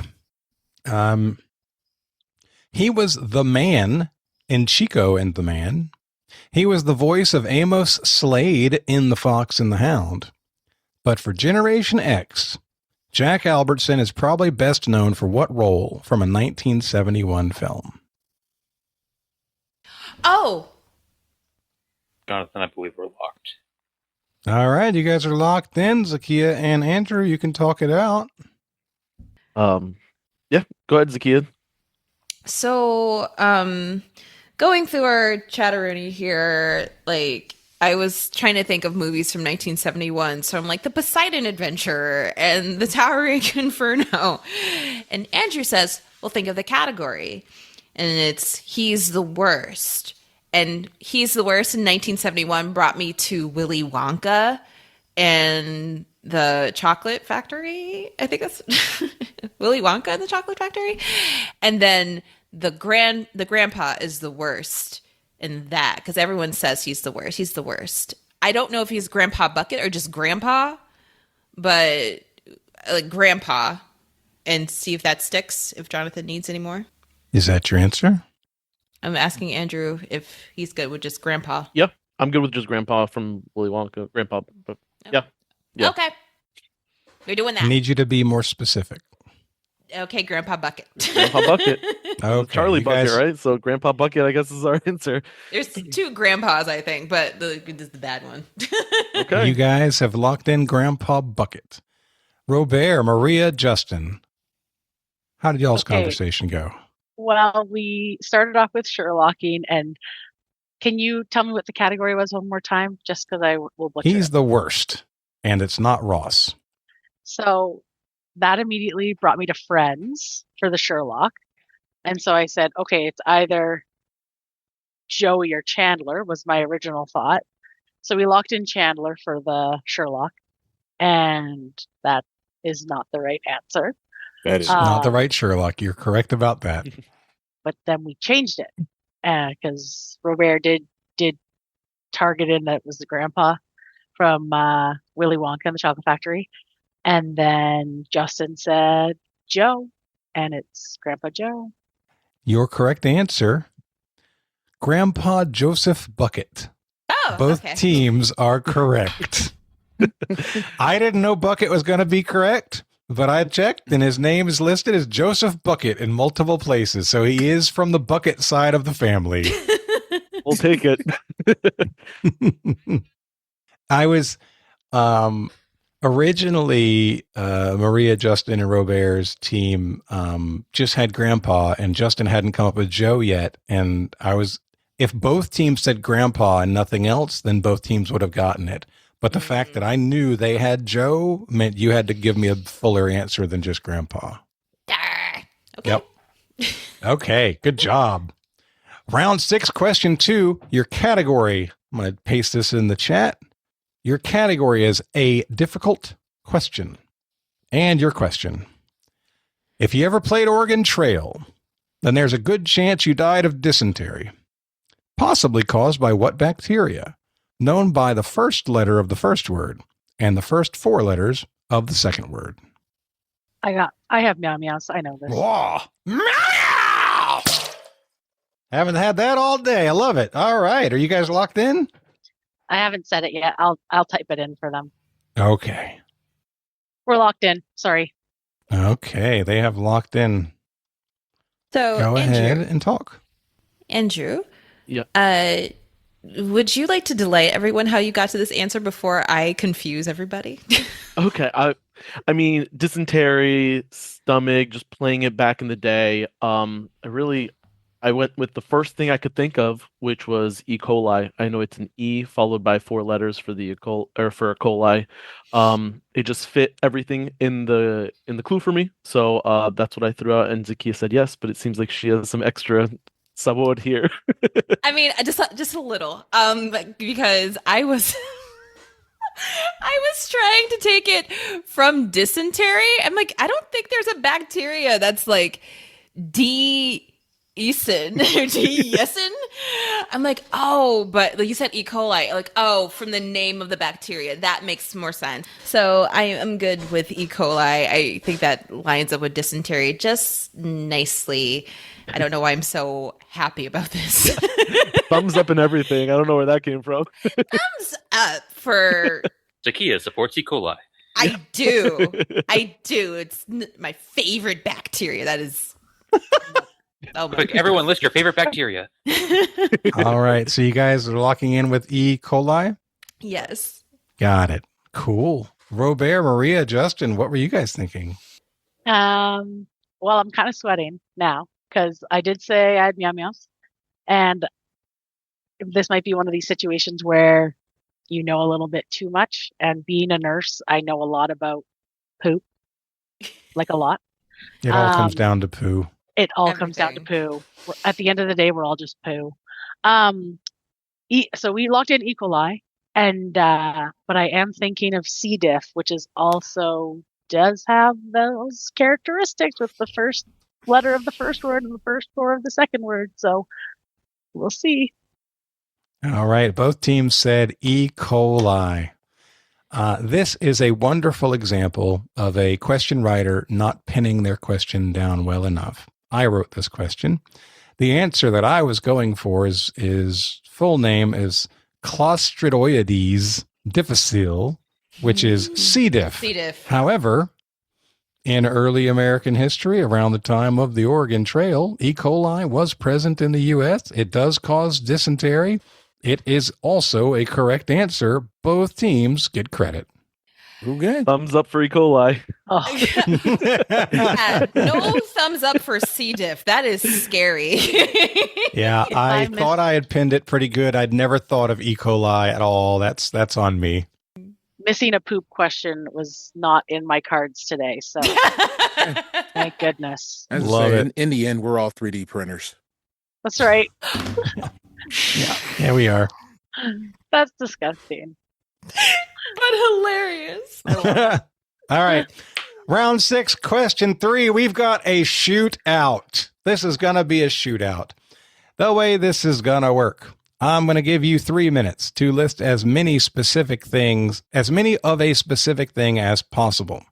Each team is then going to take turns giving an answer back and forth. We're going to alternate back and forth until a team gives me a wrong answer or there are no valid answers remaining.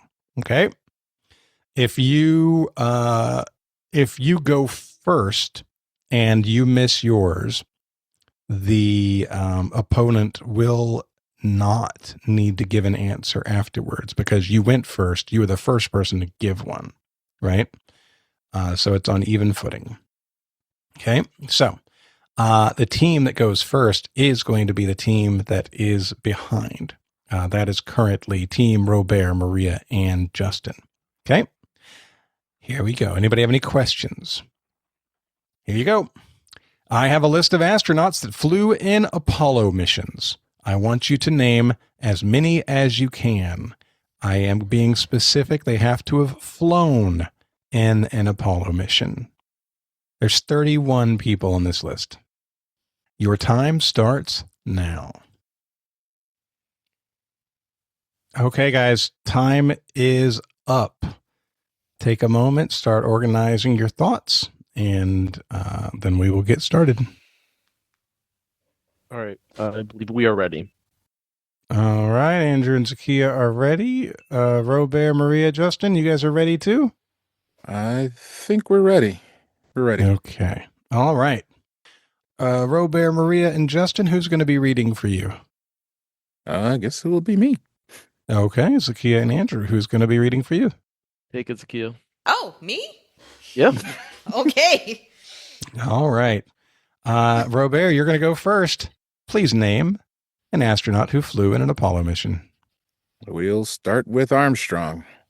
Armstrong is a correct answer. Good job. Zakia, over to you. Gonna say Aldrin.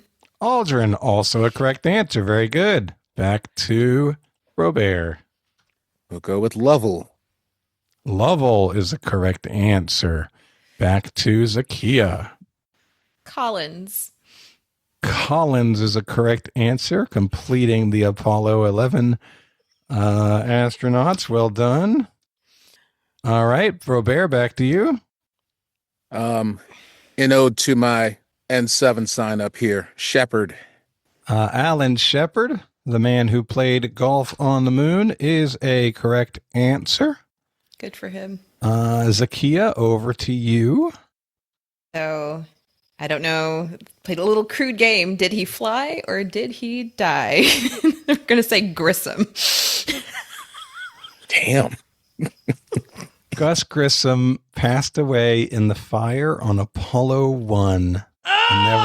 Never flew in an Apollo mission. Yeah, that was Gus Grissom, Ed White, and Roger Chaffee on Apollo 1. So that is an incorrect answer, which means Robert, Maria, and Justin get the points. Can you guys name any others? I had some others. I wasn't sure because I was just like throwing names. So I had Bowman. Borman. Borman. Was it Borman? Okay. Then I had that. Then I had Sermon. Cernan. Damn it! I'm reading it off of my notepad. Frank Borman and Eugene Cernan. Cernan. Yeah. Duke. Yes, Charlie Duke. Bean. Alan Bean is correct. Apollo 12. And Swigert. Jack Swigert is correct as well. Also, Apollo 13. Nobody named the other Apollo. Nobody knows Patton. Is Patton? Slatton? Is it Slatton? No. He's Mercury. Deke Slayton. Slayton. Is the one you're thinking of there. And he did fly an Apollo mission. Oh, okay. He flew in a joint exercise with Russia with the Soyuz in what was called the Apollo-Soyuz missions. Deke Slayton and Vance Brand participated in those missions. Yeah, the other one, I can't remember the guy's name, who the actor from Apollo 13, he was he's very familiar. He was the We're All Gonna Die guy in Aliens 2. Oh, Paxton? Paxton, that's it. Paxton. Bill Paxton played Fred Hayes in Apollo 13. He was on the ship. Yeah. Other ones you did not name.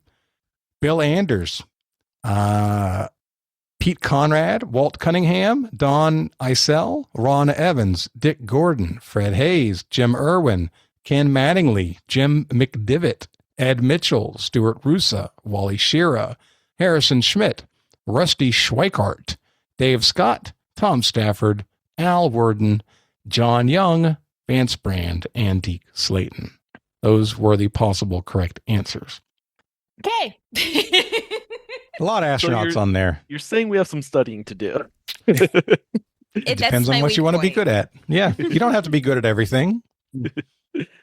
Okay, that takes us to the gauntlet. Going into the gauntlet, the score is Zakia and Andrew with 130. Robert, Maria, and Justin have 118.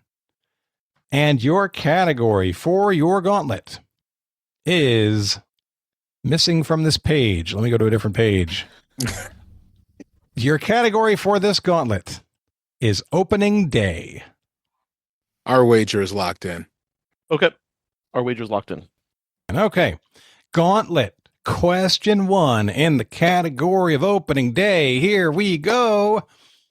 What team traditionally played a home game to kick off the season throughout much of the 20th century in celebration of their role as the oldest team in Major League Baseball? We're locked in. Okay, you guys are locked in. Over to Zakia and Andrew. You can talk out loud. Our answer is locked in. Very good. Okay. Question number 2. Angels were prominent in Kevin Smith's Dogma. Alan Rickman played Metatron. Jason Lee played Azrael. Please give me the name of either angel played by Ben Affleck or Matt Damon. We're locked in. Our answer is locked in. Beautiful. Let me take a peek at those real quick. Okay. And okay, great. And question number 3. Which twin children of Beyonce and Jay-Z might prompt you to put some respect on their names, especially with one of them getting an extra pop culture boost from K-pop Demon Hunters? Oh, clarifying. Jonathan, you want both twins' names? I do want both of the names. Okay. Our answer is locked in. Beautiful. Our answer is locked. All right. Everybody's locked in all of their answers. It's all done except for the crying now.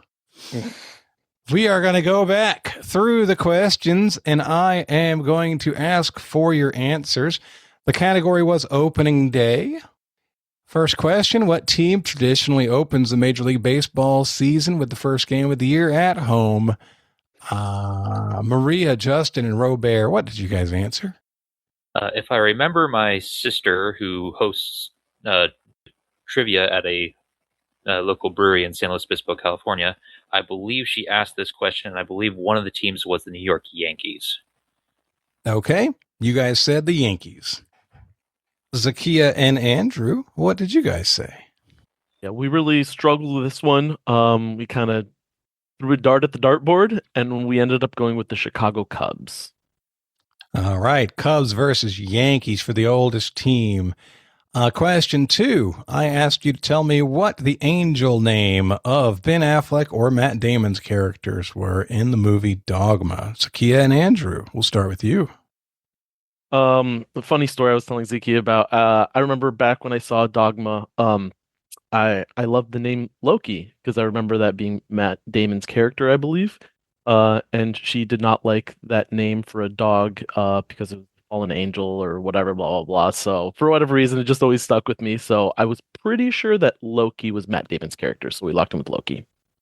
All right. You guys said Loki.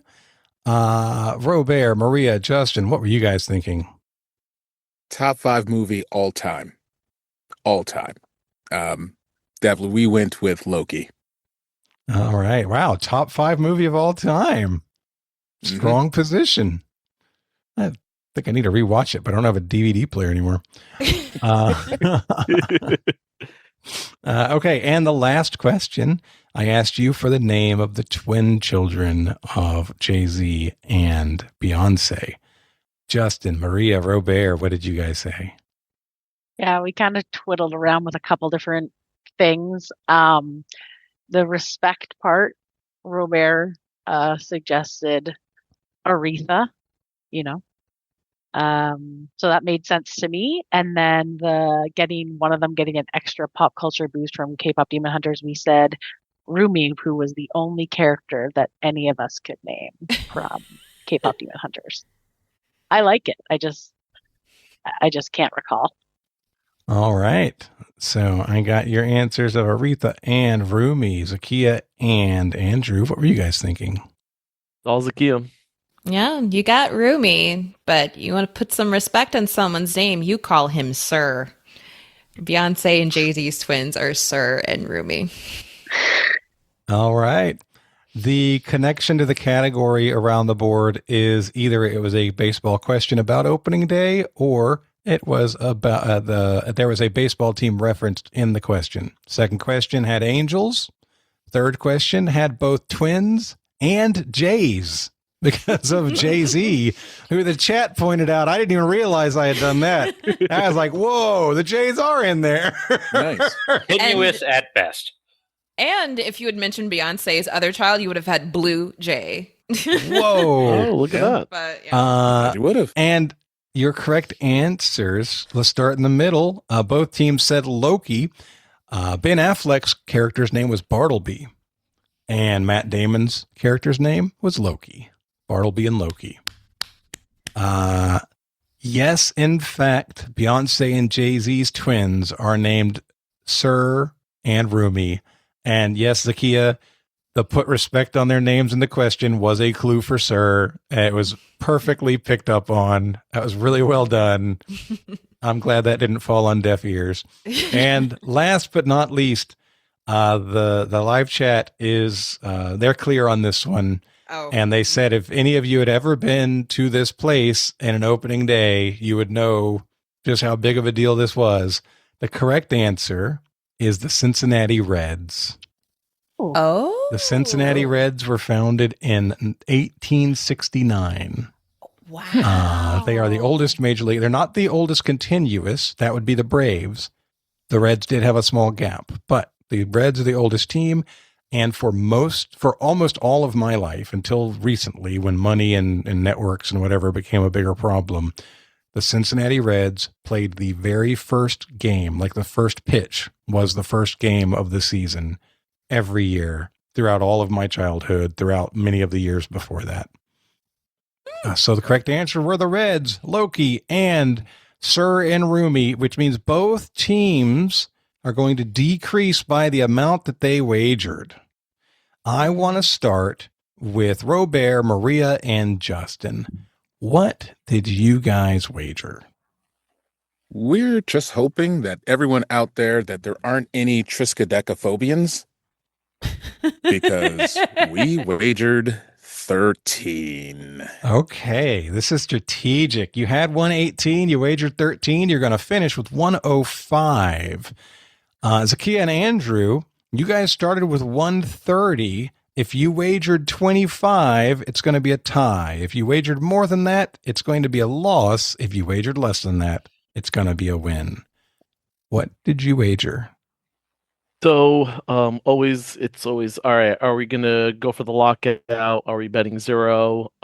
We actually ended up betting and saying we want them to force them to get it right, essentially. So we ended up betting 11. 11.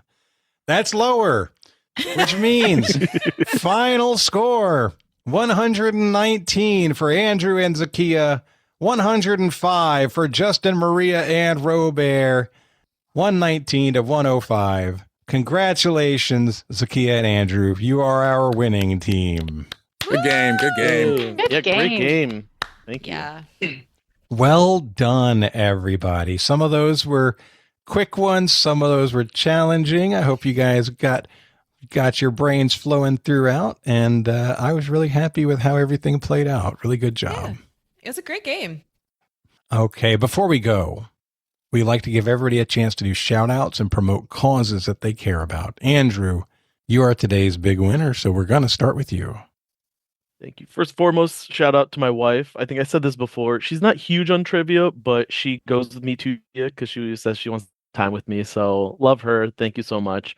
I just feel like there's so many great things under attack nowadays. And so I just want to say support, education, arts, national parks is near and dear to me, libraries, anything you can do to support. And that obviously it's very, very needed. So I definitely recommend that. And just thank you. This is always so much fun, Jonathan. I'm so glad that you get to do it. And I agree 100% with your shout out. Yeah. Well done. And shout out to Zakia. Thank you so much. When we started, I said, I hope you've been to the gym because you're going to do the heavy lifting here. And so fantastic teammate. So thank you so much. Oh my goodness. Thank you. All right. Maria, you're next. Okay. So first of all, shout out to my partner, Nolan. He's keeping the dogs quiet out there. So thank you. Shout out to him. Good job, Nolan. Wow. I want to shout out a local rescue that's near me. There's a big push right now. We have a crow that has a broken beak. And they're trying to capture this crow because the beak is like almost falling off. And the rescue society is called Good Cause, CAWS, Crow Rescue Society. So I just thought I'd give them a shout out. I think they're doing good work and keeping our little corvids safe out there.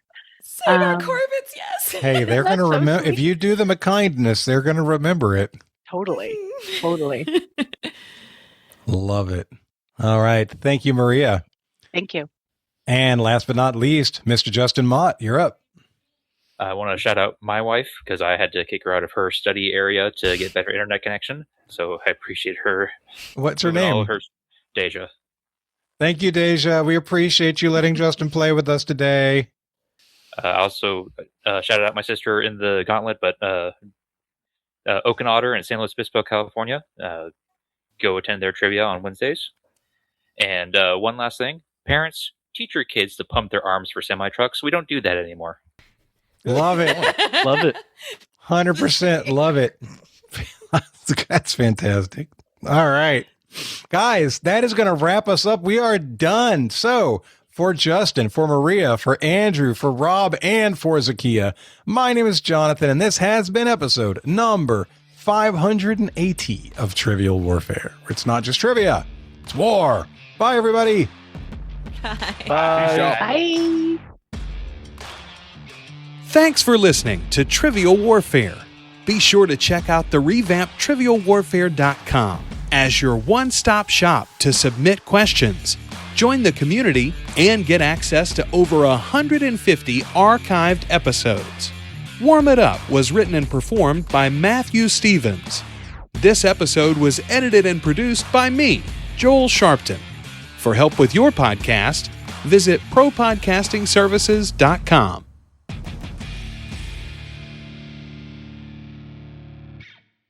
By live chat. I forgot the live chat, guys. No, I don't want to end it yet. Nope. I want to look at the top fans. Top fan number 1, PJ Reed. Top fan number 2. I can't read with my glasses or without my glasses. Kish V91. And top fan number 3 was Red October 25. Thank you, guys. We had a lot of fun with y'all today. Hope you enjoyed it. Great job. Bye, everybody. Have a great one. Bye. Thank you. Thank you. We'll have to play it by ear. Oh, no. What? Jonathan, you're getting intergalactic now, too. Yeah. Okay. How am I? Check 1 2 1. You're good now, but No. like just a few seconds ago, you're giving Beastie Boys. Yeah. So- Intergalactic planetary. Yeah,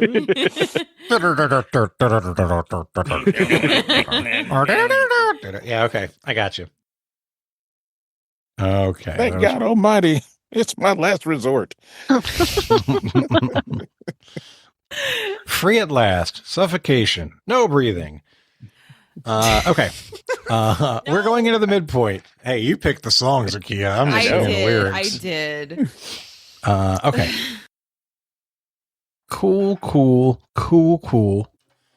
That's weird.